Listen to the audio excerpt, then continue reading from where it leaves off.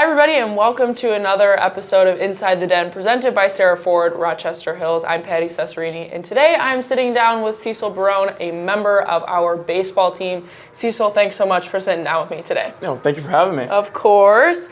And something super cool about you is that you are a volunteer firefighter. Yes. You're from Maryland, volunteer firefighter, as I said. How did you get into that? Why and how did that come about? Well, it was just in my hometown. You know, I always lived like 3 minutes away from the firehouse. So I thought, Okay. you know, I was in high school. I had some buddies that were doing it. And so as soon as they brought up the idea that you could leave class if you got a call, I was like, oh yeah, I'm doing that. And so I just joined up, took the classes, and you know, passed everything, was able to be a writing member. So Nice. I had a little pager, be in class, would go off, get up, sprint. All right. Yeah. I was wondering, I was gonna say, how would you know if you had a call? So you had like a little pager, like pager. a doctor, like Yes. how you have a little Yep. pager. So just sit right on our belt. So how were you? What were there certain like codes to know what exactly was going on? Because you know, like there's 1,000 different calls that you can get called on. So was it something through the pager that you knew? Okay, this is this specific call and whatnot. Okay. So it's all in districts. So where I was at was Hereford, so it'd be 44. There's like Parkton, 60. It just you kind of hear the number, and you also know where you kind of have to get familiar with the regions around yours. Sure. So when you hear something that's close, Yeah. like we have a tanker, and some fire stations don't. Yeah. So we have a water supply that can grab real quick, bring it over, and kind of help out, and have like a tank there. Yeah. So when we get hit, you know, it could be far away, but we still attend to it. Interesting. Yeah. All right. So are there full-time firefighters then? Like firefighters, I was going to say, because now you got to be like firemen, firewoman, I don't know. So we're just going to go with firefighters. So, okay, so you would join them on the calls then, essentially. So they'd be going out. You had to take, I'm sure, physical tests, but what about written tests as well? Yes. Okay, so you had to do literally it's like Fire 101, 102, Hazmat, you know, Bloodborne, you know, a bunch of other classes that you got to take and pass. But yeah. In what year were you in high school when you decided to do this? I think it was 2018. I had just turned 16 because you had to be 16, and I went in there early. I was like 15, about to turn 16 in a week. Wow. So they put me in like the juniors. So I was with like a little, like kind of the younger guys for like a week. And I turned 16, and that's when I was able to start everything. Nice. What were the physical tests like? It was just seeing how fast you can put your PPE on, you know, making sure you're efficient, making sure you have everything on correctly. Yeah. Just knowing where everything's out in the fire station. You know, you do like a walk-around test around the station. And so you say, okay, where's the hatchet? It's right here. You know, where's the O cutters? Oh, it's right there. Just making sure you're kind of aware of everything. You know where everything's at. And what were some of the biggest calls that maybe you've been on? A bunch of accidents, definitely some fires. Okay. There was fires? Were you running into burning buildings? Yeah. Oh my gosh! Okay, keep going. Keep going. So there was a member. Actually, I'll just say this one. So my first call. So usually fire stations, there's different protocols for you to be able to be a full writing member. Like you can have your white tags, like there's silver tags and then white tags. Okay. So once you have your white tags, you're a full writing member. But then at the firehouse, you have to pass like this test. Okay. And so I had just got my white tags, but I didn't pass this test yet because I didn't take it. And so I was with one of the other firemen during one of the calls. Okay. And so he asked me if I had my white tags, and I said yes. So I kind of went in the fire without being there. You were supposed to be there. Yeah. Oh my god. And so I just went in there, but it was fun. I was crawling around. You know, it was so dark. You know. Oh my god. But it was just that was like my first fire, so I guess I'll bring up that one. Yeah. Was it a big one? Yeah, it was pretty big. It wasn't crazy, but I mean. Like we had to get out because people started to it was a basement fire, so it started to rise up. And once you lose handle of that, it's just kind of hard.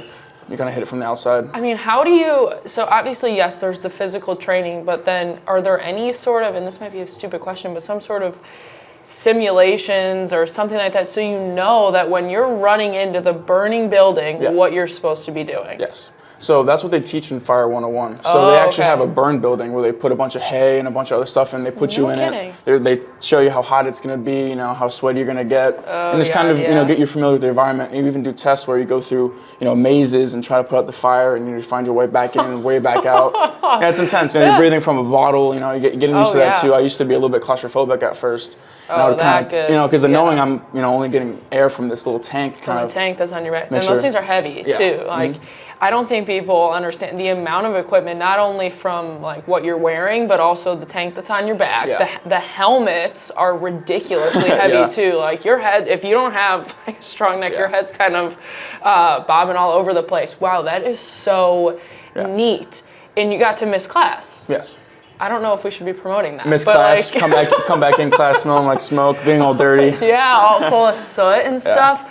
Holy smokes. Okay, no pun intended. Yeah. So were you also, because I know some people you can become an EMT too. You can kind of be a volunteer EMT, same thing. Did you go through that as well? No, I didn't. Okay. I didn't. So it wasn't really my focus. Like when you're a volunteer, you can either just do fireman or EMT, and if you want to be like a paramedic, do both sides, then you have to take EMT classes. But I just took the strictly firefighting. Just the fire classes. Yeah. Is this what you want to do as a career after baseball's all said and done? At first it was. I definitely wanted to do it, but then it's just like, I just feel like you don't get, paid as much, but you get a lot of benefits and stuff. Do, yes. And it's just like a high risk, but I mean, it's definitely something I'd still want to volunteer for and have like different jobs. I mean, if it arises, might as well take it. Yeah. But I haven't, been training in a while. I've been doing baseball school, so I have to retake some classes and stuff, but it's not hard. Yeah. Well, and it's different too, because then you go to the academy. Yes. And you got to go through the academy, and then there's even more strict training, and then like all that kind of stuff.